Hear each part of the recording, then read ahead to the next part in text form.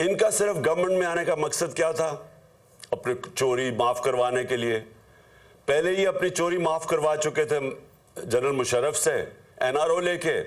اب یہ دوسرا این آر او انہوں نے لیا ہے, وہ بھی بدولت جو ان کے ہینڈلرز تھے انہوں نے ان کی وہ سہولت کار بنے ان کو دوسرا این آر او لینے کے لیے.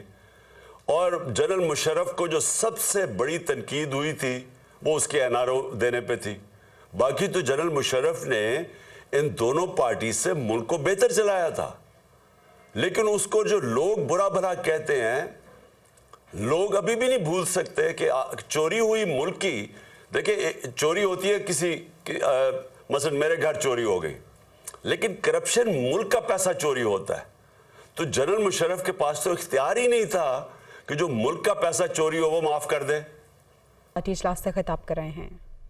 کر دوں کہ جو میں نے کل پنجاب اسمبلی سے اپنے جو پارلیمنٹری پارٹی سے ایڈریس کیا تھا, تو اس میں ایک غلط فہمی ہوگی, وہ میں ذرا آپ سب کے سامنے پہلے واضح کر دوں. غلط فہمی ہوگی ہماری اپوزیشن کو, یعنی ہماری جو گورنمنٹ میں بیٹھی ہوئی ہے اور جو پی ڈی ایم کے لوگ ہیں. دیکھیں, ہم نے فیصلہ کر لیا ہے کہ ہم نے یہ اسمبلیوں سے, کے پی اور اپنی پنجاب کی اسمبلیوں سے ان کو ڈیزالو کرنا ہے اور الیکشنز پہ جانا ہے.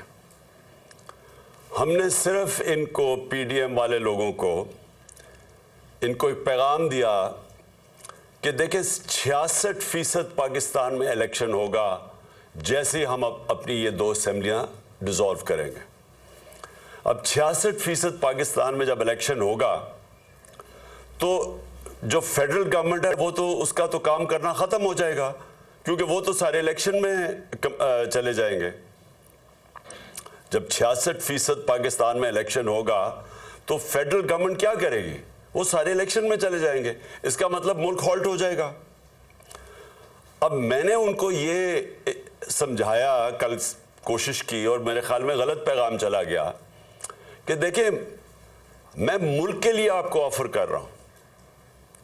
الیکشن تو جب بھی ہوں گے وہ انشاءاللہ چاہے اکتوبر میں ہو چاہے اگلے اگست میں ہو, انشاءاللہ تحریک انصاف نے تو اب جیتنا ہے.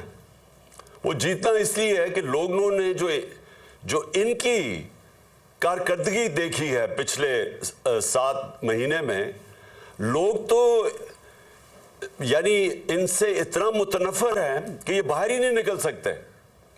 یہ جدھر پبلک کے اندر جاتے ہیں ان کو چور کے نعرے لگتے ہیں. ملک تو یہ کسی ایک شعبے کے اندر ملک میں کوئی فائدہ نہیں ہوا, یعنی کوئی امپروومنٹ نہیں ہوئی, بلکہ ملک تو نیچے جا رہا ہے. سارے جو ان کا جو اپنے 2 بڑے فائنانس منسٹرز جو یہ لے کے آئے تھے اور یہ تجربہ کار لوگ تھے, وہ اب آپس میں لڑ رہے ہیں. وہ جو مفتاح اسماعیل ہے, وہ جو پہلا فائنانس منسٹر ہے, وہ تو اب یہ کہہ رہا ہے کہ یہ ڈیفالٹ کی طرف لے کے جا رہا ہے اسحاق ڈار.